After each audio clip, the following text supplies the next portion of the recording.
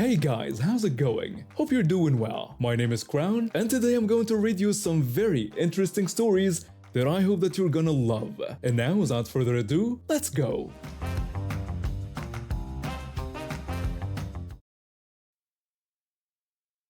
I recently moved to Germany from the US for work, and let me tell you, the culture shock of using public transportation has been real.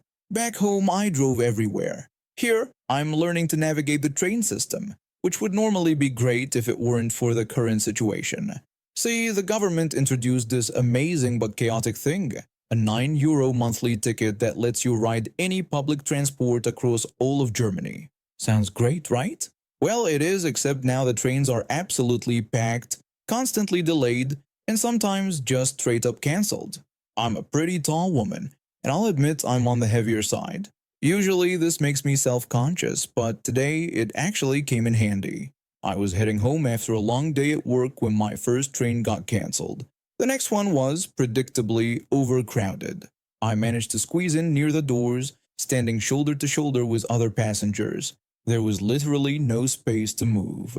We were approaching the main station where most people typically get off. About 5 minutes before arrival, I noticed some commotion in the middle of the car.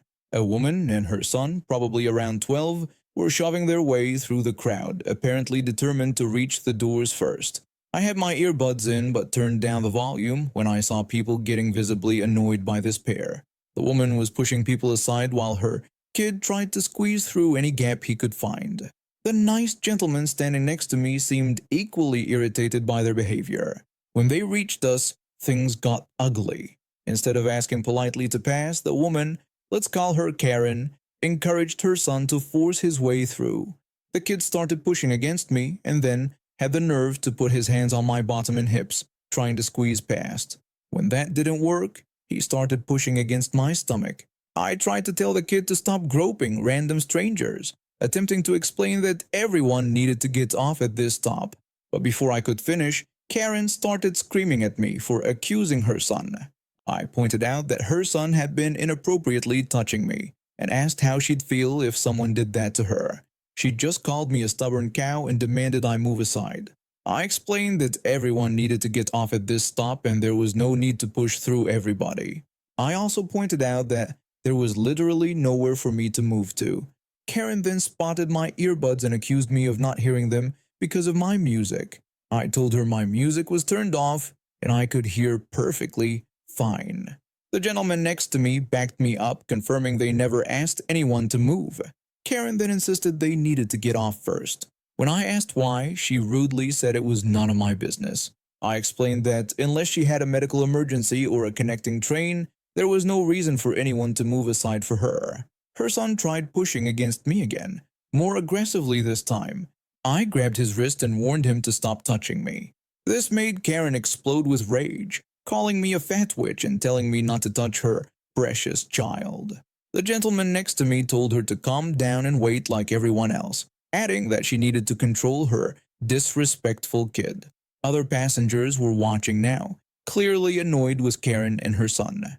Then Karen tried to physically forced her way between me and the gentleman, digging her nails into my shoulder. The gentleman pushed her back, and I grabbed her wrist tightly, telling her to wait her turn.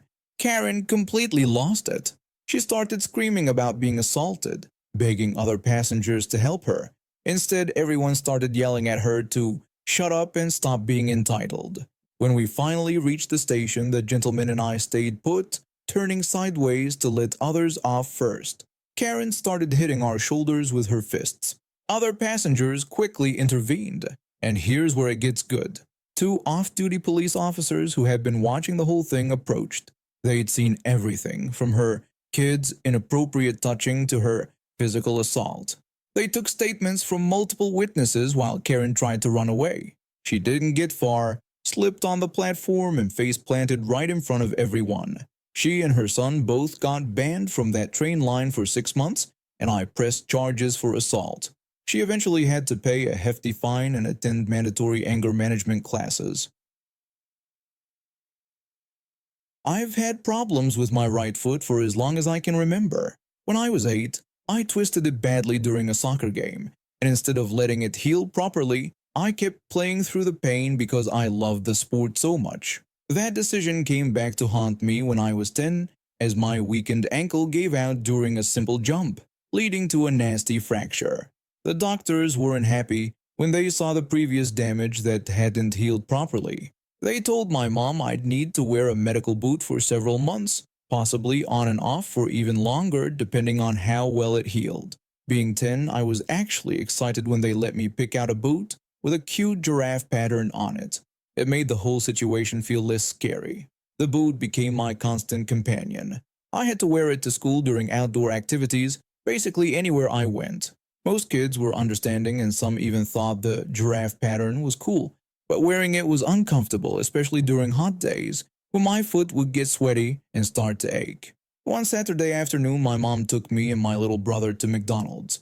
She ran into some work friends there and asked if we wanted to play in the playground area while she caught up with them. My brother, being 6 and full of energy, immediately ran off to climb through the tubes and slides. I made my way to the playground area and sat down in one of the chairs. Even though I couldn't play, I enjoyed watching my brother have fun. After about 20 minutes, my foot started throbbing from being confined in the boot all day. Since I was sitting down and wouldn't be walking around, I carefully undid the Velcro straps and slipped my foot out to give it some air. That's when they walked in, a woman and her son who looked about 7 or 8. They ordered their food and sat at the table near the playground. I noticed the kid staring at my boot almost immediately, but I didn't think much of it. It did have a pretty cool giraffe on it after all. While they were eating, I overheard the kid whispering to his mom that he wanted my boot because it had a giraffe on it. His mom simply told him to go ahead and take it. The kid started circling around my table like a shark sizing up its prey. Before I could react, he darted forward, grabbed my boot, and ran back to his mother. I watched in horror as he started forcing his foot into my medical boot, yanking at the Velcro straps so hard I thought they would tear. I politely asked him to give my boot back, but the kid completely ignored me. What was worse, his mother was sitting there, nodding approvingly at his behavior. I had no choice but to stand up, using the tables for support, and hop over to their table.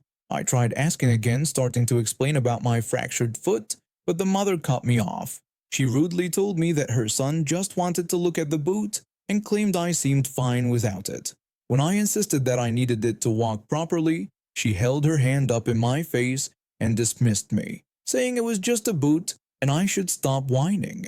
I felt my face getting hot with anger. Without thinking twice, I reached over and snatched my boot back from her son. The kid immediately started crying to his mom about me taking away the boot he wanted. His mother demanded I give the boot back to her son right away. The commotion caught my mom's attention and she rushed over from her friend's table. When she asked what was happening, I quickly explained while the kid continued wailing about wanting my boot. My mom was shocked, asking the woman if she was seriously allowing her child to take someone else's medical equipment. The other mother just screamed at us to give her son the boot back. My mom refused, telling her that her son needed to learn he couldn't just take things that didn't belong to him.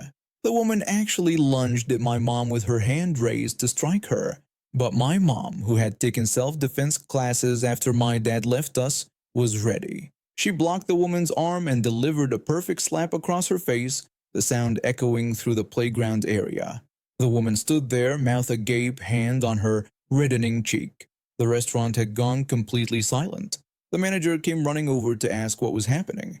My mom explained how the woman's son had stolen my medical boot and how the woman had tried to assault her when we wouldn't let them keep it. The woman started sputtering excuses, but the manager had already seen the security footage on the cameras. The manager told the woman to leave immediately and not come back to this location. She grabbed her still crying son and stormed toward the exit, yelling threats about lawsuits and calling the police. The manager just laughed and pointed out that the police would love to see the footage of her attempting to assault someone and stealing medical equipment from a child. A few regulars who witnessed the whole thing started clapping as she left. One elderly couple even bought my brother and me ice cream cones. The manager gave my mom a gift card and apologized for the incident. My foot eventually healed properly after several more months of wearing the boot, though I still need to be careful with it. and I later found out that the woman actually did try to file a police report, but quickly withdrew it when she was told there was video evidence of the entire incident. After losing my job during the economic downturn last year, I had to downsize pretty much everything in my life. Sold my car, moved to a smaller place, and bought a used motorcycle to get around. It wasn't exactly living the dream, but it got me to my new job at the warehouse across town, which was all that mattered. The bike isn't anything special, just a basic commuter motorcycle that gets decent gas mileage. The previous owner had maintained it well enough, and despite a few scratches here and there, it was reliable. My new place is decent, but like most urban areas, parking is at a premium. Thankfully, the city installed these motorcycle anchors on the street, and I managed to snag a spot right where I could keep an eye on it from my porch. I'm not usually paranoid, but after having my last bike stolen from my old apartment complex, I wasn't taking any chances. I invested in a heavy-duty chain lock and set up a security camera on my porch. My neighbors probably thought I was overdoing it, but that camera turned out to be worth every penny. Last Tuesday night, I was checking the footage before heading to bed, just my usual routine, when I noticed something strange. My neighbor from 3 houses down was trying to park his SUV, and what I saw made my blood boil. First, he reversed into my bike. Okay, accidents happen, right? But then this guy actually gets out and tries to move my locked motorcycle out of the designated motorcycle bay. When that doesn't work, he gets back in his car and, I kid you not, deliberately reverses into it again, knocking it completely over. As if that wasn't bad enough, he then backs up onto my bike. The footage shows him getting out, looking around like a guilty teenager, and then struggling to lift my bike back up. He props it against the anchor like nothing happened and just walks away. The next morning I go out to head to work and immediately notice my bike's scratched up and the left mirror is completely broken off. His SUV is parked right next to it, probably thinking he's so clever. I checked my camera footage again just to be sure, and yep, there it is in full clarity. I walked over to his house and knocked on the door. When he answered, I tried to keep things civil. I calmly explained that I had seen him hitting my bike on camera and needed his insurance details to cover the damage. His reaction was immediate. His face switched from confusion to anger in seconds.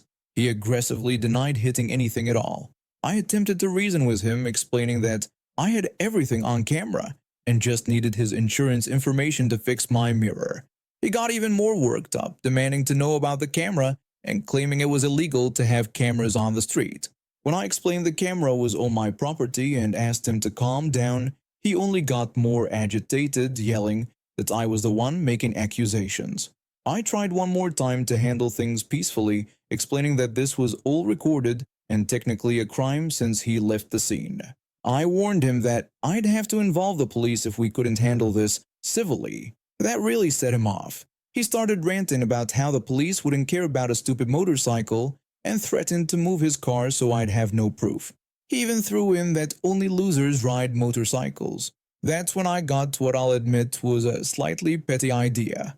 While he was ranting, I went to my bike, unwrapped my heavy chain, and very carefully wound it around his SUV's front wheel.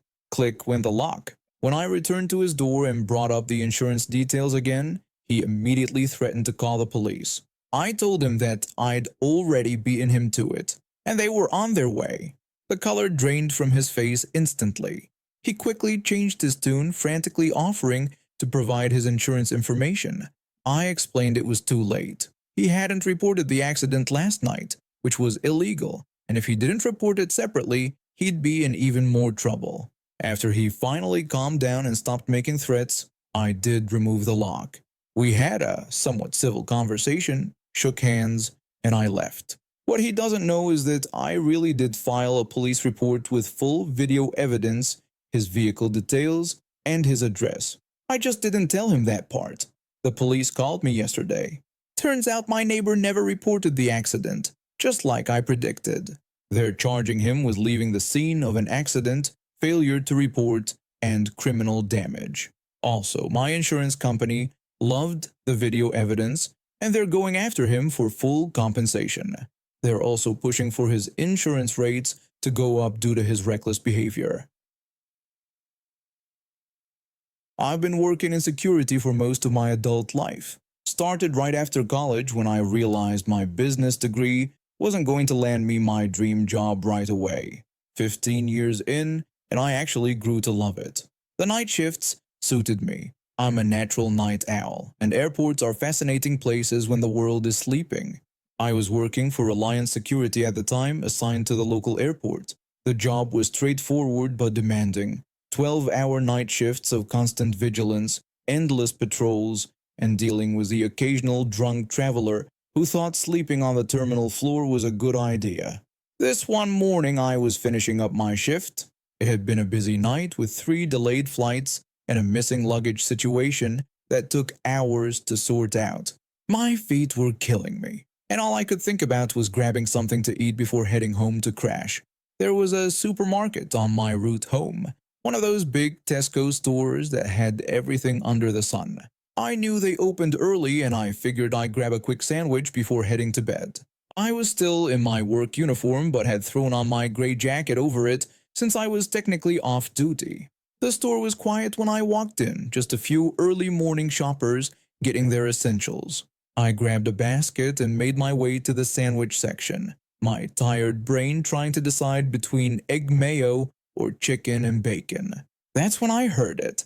Someone called out, "Excuse me," but I didn't pay attention at first. Why would I? I was just another customer. But then suddenly my basket went flying out of my hand, clattering across the floor. I found myself staring into the reddened face of a man who looked like he was about to burst a blood vessel. The store manager started screaming at me, saying he wasn't paying me to shop and demanding that I get to the front of the store right away. I was so exhausted that my brain took a few seconds to process what was happening, and I could only manage to ask him what he meant. He continued yelling, telling me that the store had been open for customers for 30 minutes, and that I hadn't been at my position once, and now he'd caught me buying snacks. That's when it clicked. This human tomato was the store manager, and he thought I was his security guard who'd gone AWOL. I explained to him that while I knew the store was open to customers because I was one, and that although I worked for Reliance Security, I wasn't his guard and had just finished my shift at the airport. The transformation was immediate and hilarious. His face went from tomato red to ghost white in seconds.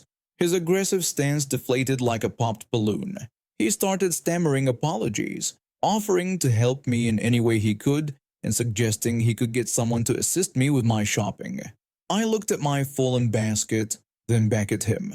A deliciously petty idea formed in my tired mind.